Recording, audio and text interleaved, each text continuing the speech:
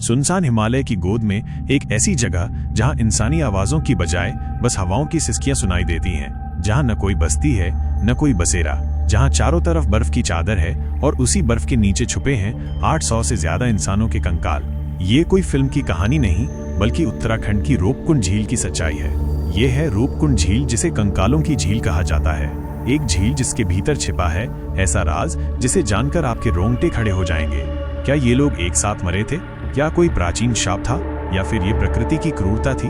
और सबसे बड़ा सवाल, एक ही जगह पर एक साथ 800 लोगों की मौत कैसे हो गई, या फिर कुछ और? आज हम खोलेंगे इस खूनी रहस्य के परत दर परत। तो चैनल को सब्सक्राइब करके वीडियो को अंत तक देखते रहिए, क्योंकि अंतिम क्षणों में होगा ऐसा खुलासा जिसे सुनकर आपकी रूह कांप जाएगी। चलिए शुरू करते हैं। Chapter 1, Roopkund lake, the gateway of death. Roopkund झील उत्तराखंड के चमोली जिले में स्थित एक हिमनद झील है। यह लगभग 5000 मीटर की ऊंचाई पर स्थित है। वर्ष का अधिकतर समय ये झील बर्फ से ढकी रहती है, लेकिन हर साल मई जून की गर्मी में जब बर्फ पिघलती है तो इसके अंदर से निकलती हैं इंसानी हड्डियां, खोपड़ियां और पूरे कंकाल। कहीं कहीं कपड़ों के टुकड़े, आभूषण, हथियार और चूड़ियां भी मिलती हैं। स्थानीय लोग कहते हैं कि यह स्थान श्रापित है, लेकिन असल में यहाँ क्या हुआ था? सन 1942 में ब्रिटिश सरकार के एक वन अधिकारी ने इस झील के पास कुछ अजीब देखा। जब वो और कुछ लोग पास पहुंचे और बर्फ हटाई तो उनके होश उड़ गए। झील के अंदर 800 से अधिक इंसानों के कंकाल पड़े थे। ब्रिटिश अधिकारी सोचने लगे, कहीं ये जापानी सैनिक तो नहीं जो वर्ल्ड वॉर 2 के दौरान भारत में घुस आए हों, क्योंकि उस वक्त अंग्रेजों को डर था कि जापान भारत पर हमला कर सकता है। तब कंकालों का सैंपल तुरंत ब्रिटिश आर्मी और इंटेलिजेंस को जांच के लिए भेजे गई। लेकिन तभी हुआ एक चौंकाने वाला खुलासा। जब कंकालों का फिजिकल और कार्बन डेटिंग किया गया तो पता चला कि ये कंकाल 800 से 1200 साल पुराने हैं। मतलब ये मौतें वर्ल्ड वॉर से नहीं, शायद 9वीं या 10वीं शताब्दी की हैं। साथ ही उनके शरीर पर मिले कपड़े, गहने और लकड़ी के औजार भी बिल्कुल पुराने भारतीय डिजाइन के थे, जैसे किसी राजसी तीर्थ यात्रा दल के निशान। तभी से रूपकुंड का रहस्य दुनिया भर के वैज्ञानिकों और इतिहासकारों के लिए एक अनसुलझी पहेली बन गया। Chapter 2, DNA tests shocked the world. सन 2004 में नेशनल जियोग्राफिक ने इन कंकालों का DNA परीक्षण करवाया तो इसके नतीजे चौंकाने वाले आए। इन कंकालों में से कुछ के DNA एक दूसरे से बिल्कुल मेल खाते थे, जैसे कि वो एक ही परिवार के सदस्य हों। लेकिन हैरानी की बात ये थी कि कुछ कंकालों का DNA दक्षिण एशिया से नहीं, बल्कि पूर्वी भूमध्य सागरीय क्षेत्र यानी आज के ग्रीस के लोगों से मेल खाता था। 2019 में नेचर कम्युनिकेशंस में प्रकाशित एक विस्तृत अध्ययन में 38 कंकालों के DNA का विश्लेषण किया गया। इस अध्ययन से कुछ महत्वपूर्ण निष्कर्ष प्राप्त हुए, जैसे कि DNA टेस्ट और एनालिसिस के बाद 38 कंकालों के 3 अलग-अलग आनुवंशिक समूह मिले, जिसमें 23 व्यक्ति दक्षिण एशियाई मूल के थे जिनकी मृत्यु लगभग 800 ईस्वी के आसपास हुई थी। 14 व्यक्ति पूर्वी भूमध्य सागरीय क्षेत्र, विशेषकर ग्रीस और क्रेते से संबंधित थे, जिनकी मृत्यु लगभग 1800 ईस्वी के आसपास हुई थी। और एक व्यक्ति दक्षिण पूर्व एशियाई मूल का था, जिसकी मृत्यु भी लगभग 1800 ईस्वी के आसपास हुई थी। इस अध्ययन से यह स्पष्ट हुआ कि रूपकुंड झील में पाए गए कंकाल एक ही समय में नहीं, बल्कि लगभग 1000 वर्षों के अंतराल में अलग अलग घटनाओं के दौरान वहां पहुंचे थे। अब सवाल ये उठा कि इतनी ऊंचाई पर हजारों साल पहले ग्रीस जैसे दूर दराज देश से लोग हिमालय क्यों आए और कैसे आए? इतिहासकारों और वैज्ञानिकों को यकीन नहीं हुआ। ये कोई सामान्य यात्रा नहीं थी। क्या ये कोई धार्मिक यात्रा थी, कोई व्यापारिक अभियान, या कोई खोई हुई सभ्यता का हिस्सा? DNA रिपोर्ट ने रहस्य को सुलझाया नहीं, बल्कि और गहरा कर दिया।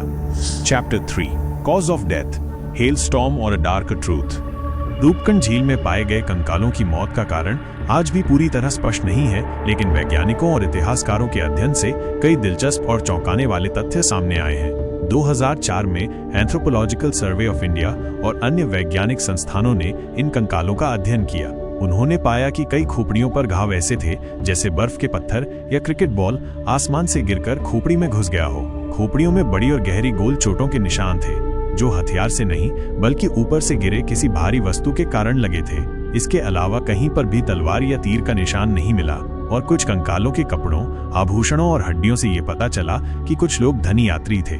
इन घावों को देखकर वैज्ञानिकों ने यह अनुमान लगाया कि ये लोग एक विशाल ओलावृष्टि का शिकार हुए थे, और ओले इतने बड़े थे कि उन्होंने सिर और कंधों पर जानलेवा चोटें पहुंचाईं, जिससे एक साथ सैकड़ों लोगों की मौत हो गई।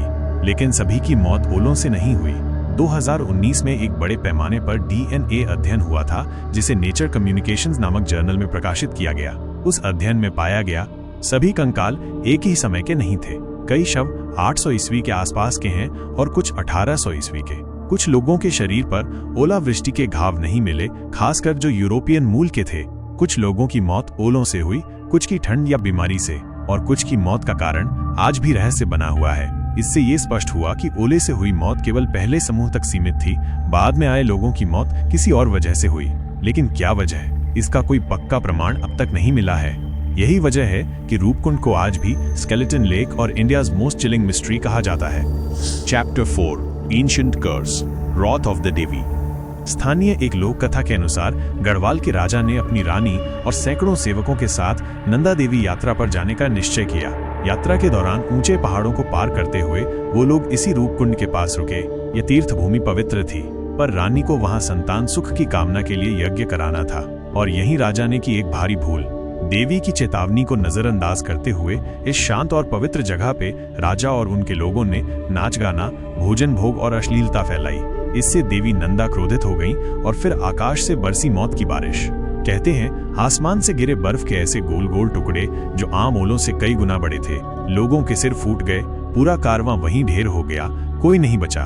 उन कंकालों की खोपड़ियों पर मिले गहरे घाव आज भी इस कथा को सच साबित करते हैं। वैज्ञानिकों ने भी माना कि ये एक असामान्य प्राकृतिक आपदा थी। यह एक दुर्लभ ओलावृष्टि थी जिसमें सिर पर लगी चोटों के कारण लोगों की मौत हो गई। बर्फ के ऐसे गोले जो क्रिकेट बॉल से बड़े थे, सभी घाव ऊपर से पड़े और सभी का आकार लगभग एक जैसा। लेकिन सवाल अब भी जीवित है, क्या एक ही स्थान पर इतनी बार इतनी मौतें हो सकती हैं? Chapter 5 the final horror and modern day discoveries. आज भी रूपकुंड झील एक रहस्य बनी हुई है। हर साल नए यात्री वहां पहुंचते हैं, नए DNA परीक्षण होते हैं, नए तथ्य सामने आते हैं, लेकिन झील कभी भी अपना असली रहस्य नहीं खोलती। आज भी जो लोग वहां जाते हैं कहते हैं कि झील की हवा में आज भी चीखें गूंजती हैं, रात में कोई फुसफुसाहटें सुनाई देती हैं, पैर के निशान दिखाई देते हैं और अजीब परछाइयां झील के पास घूमती हैं। वो झील आज भी वहीं है, चुप, ठंडी और रहस्यमयी। न किसी का नाम पता चलता है, न मौत की वजह पूरी तरह साफ होती है। बस बर्फ के नीचे 800 कंकाल जैसे किसी राज को छुपाए बैठे हों। रूपकुंड एक झील नहीं, बल्कि वो आईना है जिसमें झांकने की हिम्मत हर किसी में नहीं होती। अगर आपको ये वीडियो पसंद आया हो तो कृपया लाइक करें, शेयर करें और कमेंट में बताएं रूपकुंड के बारे आप क्या सोचते हैं। मिलते हैं अगले रहस्य भरे वीडियो में। जय हिंद, जय भारत।